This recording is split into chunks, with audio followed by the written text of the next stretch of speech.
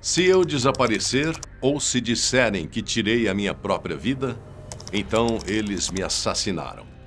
Phil Schneider completou 30 anos desde sua morte, mas suas palavras parecem mais relevantes do que nunca nos dias atuais. A intitulada Agenda Alienígena, que supostamente deveria começar em 2026, parece estar se concretizando. Terremotos, pandemias, energia nuclear e urbanização controlada. Tudo isso teria apenas um único propósito: a invasão silenciosa por uma potência extraterrestre. Hoje falaremos sobre Phil Schneider, palestrante que nasceu em 23 de abril de 1947 nos Estados Unidos. Muito inteligente, estudou e se especializou em engenharia estrutural e geologia. Assim, foi trabalhar para o governo americano e permaneceu no emprego por 17 anos. Schneider é conhecido principalmente por seus relatos sobre as bases militares subterrâneas profundas, as chamadas dumps. Essas bases se referem a complexos subterrâneos construídos pelos militares dos Estados Unidos que teriam ido de encontro a espécies extraterrestres misteriosas existentes no local. Em 1979, Phil era funcionário da Morrison Knudsen e trabalhava na construção de uma base militar subterrânea em Dulce, Novo México. O projeto envolvia a perfuração de 4 buracos no deserto, que seriam conectados por túneis.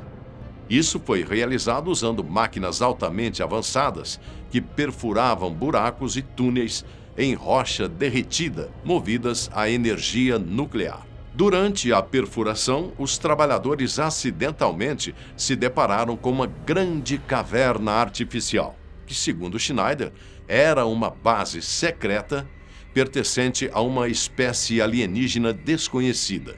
A situação rapidamente se agravou, desencadeando pânico em massa e um subsequente confronto entre humanos e alienígenas. 67 trabalhadores e militares morreram. Phil Schneider foi um dos 3 únicos sobreviventes. Ele alegou que as cicatrizes em seu peito foram causadas por um impacto de uma arma alienígena. Ele também afirmou que a radiação desse ataque posteriormente levou ao seu câncer.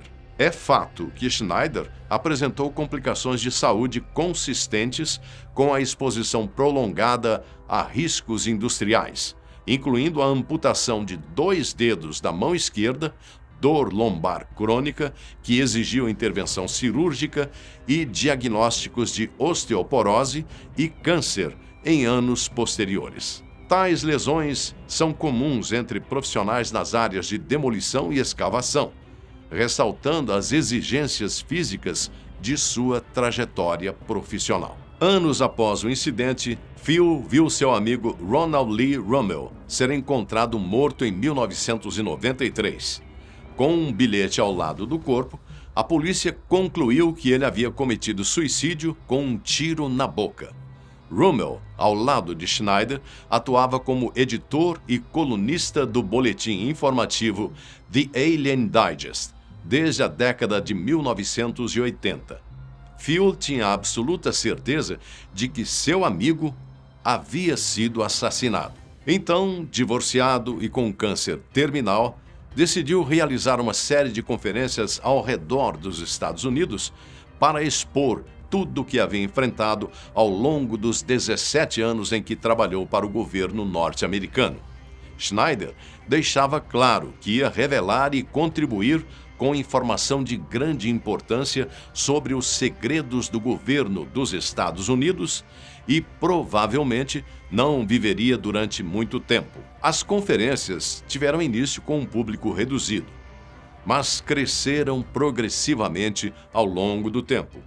Em cerca de 2 anos, Schneider realizou aproximadamente 20 palestras, alcançando um público estimado em 45 mil pessoas. Phil Schneider foi encontrado morto em seu apartamento em 17 de janeiro de 1996, em Wilsonville, no estado de Oregon.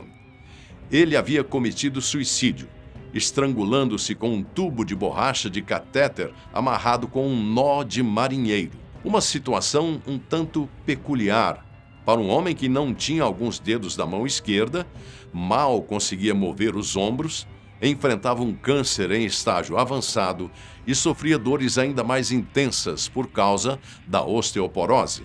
De acordo com os médicos legistas, Schneider já estava morto há cerca de 7 dias até ser encontrado por um amigo em seu apartamento.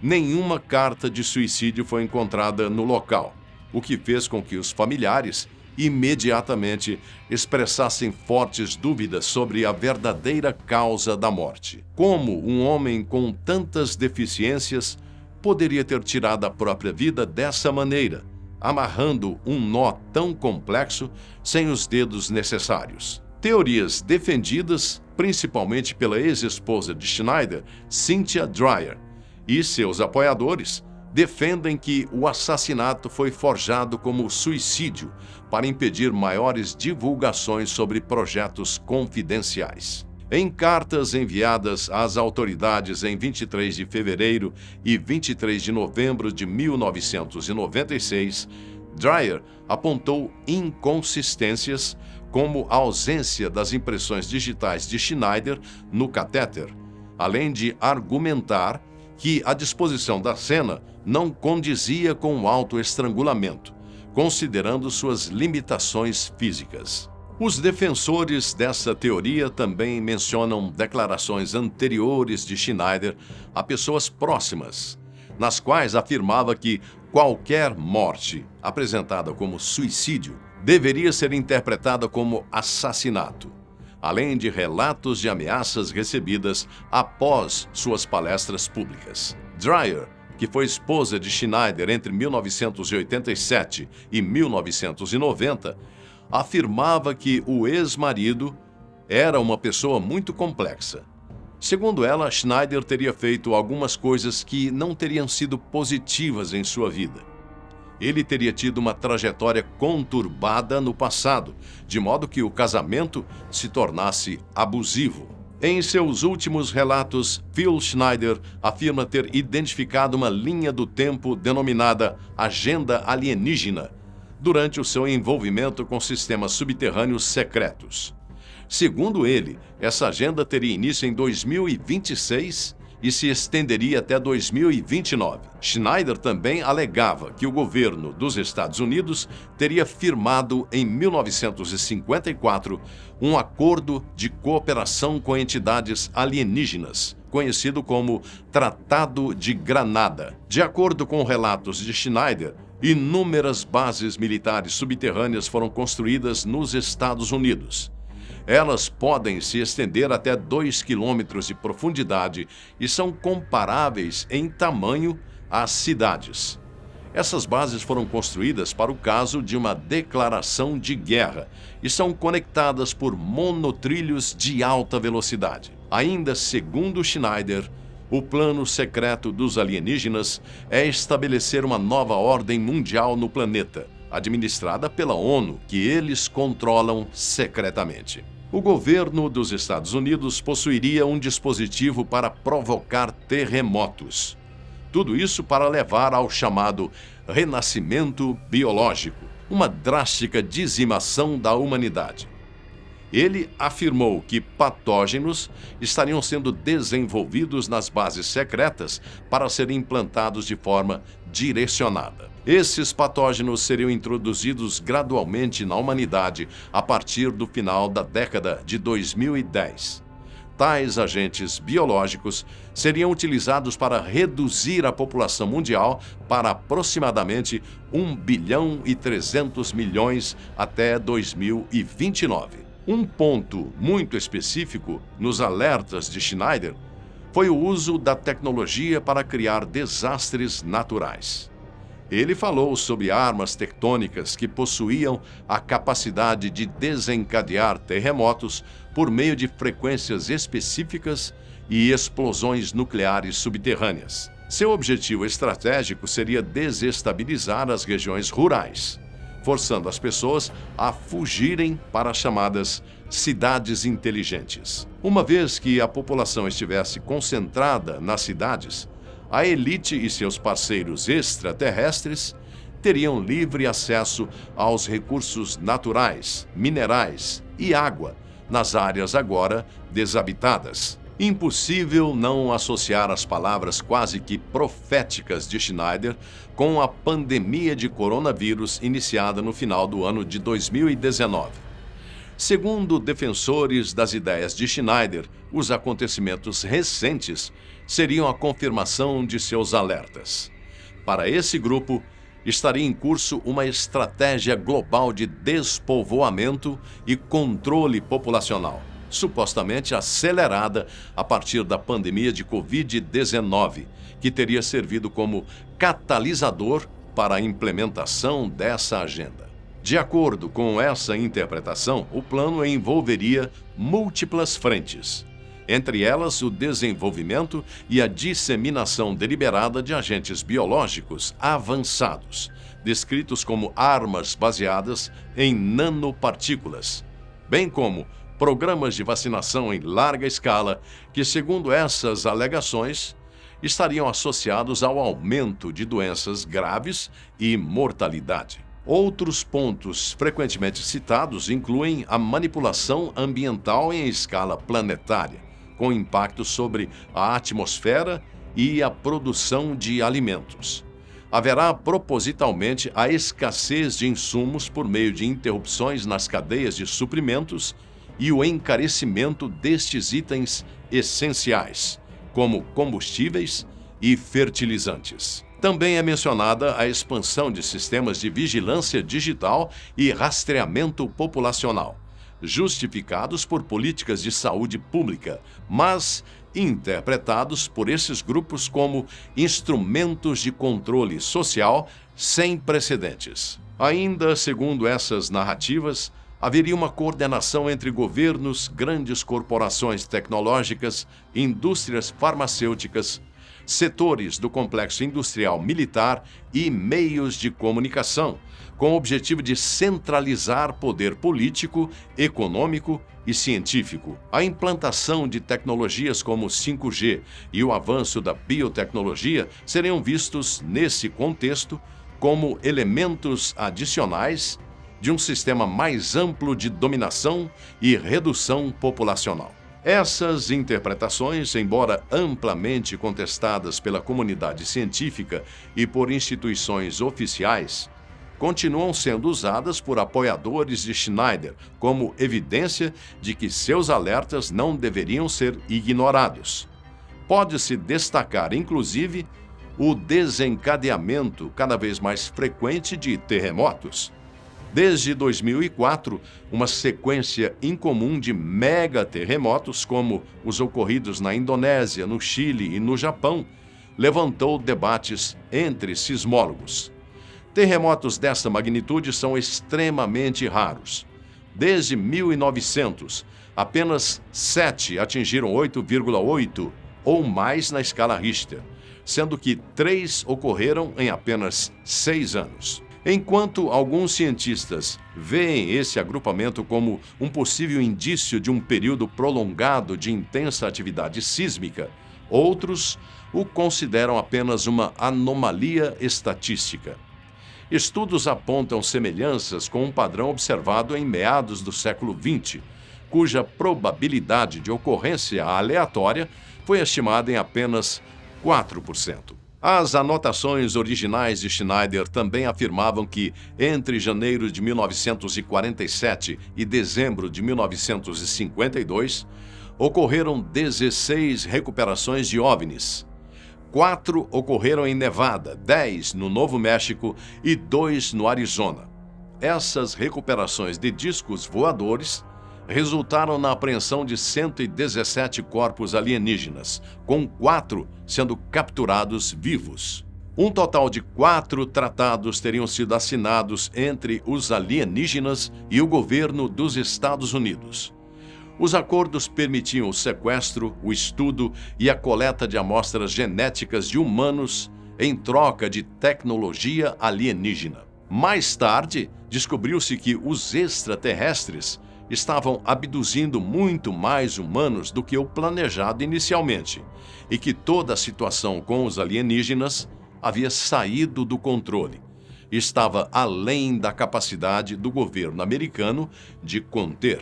Ainda na década de 1990, Phil Schneider alertou sobre um processo de transição tecnológica que, segundo ele, se consolidaria décadas depois.